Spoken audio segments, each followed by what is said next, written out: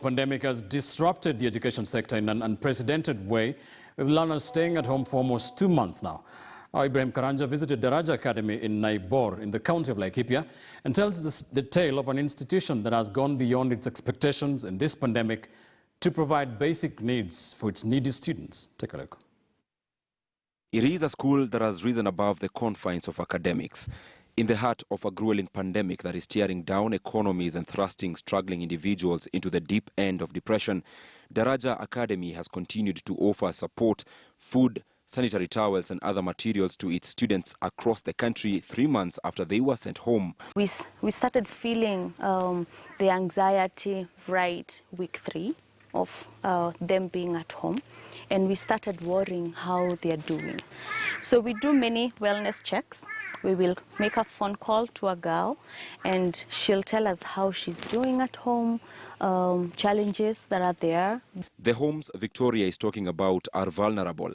The economic status for some are on the verge of collapse, yet for the not so struggling ones, other social threats such as sexual and gender-based violence and forced early marriages stand in the way of the girls, leaving the school administration here frustrated. And I know while at home, they are needing what they get from here.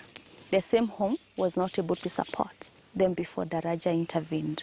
Still, with constant communication with their students miles away, the worry that some may not be safe leaves a bitter taste to their tongues. We make the girls know that this is a place they should run to if their typical homes are threatening. If today I received a call from a girl and said, I'm on the streets, I don't know what to do, I know I would encourage such a girl to come here. It has been different, however, for 18-year-old Sheila and 17-year-old Rehema, not their real names. For them, the situation back at their homes leaves the school as the only safe haven. I'm loved by everyone around. So we have the kitchen staffs, the watchmen, the person in the canteen, and everyone around, even the people working in the farm. So they give me love and support me where I need support. These are girls that we had even for December holiday because their cases needed even at that time. The treasured moments of reflection as they await the situation back at home to improve has offered an immeasurable growth to the two girls.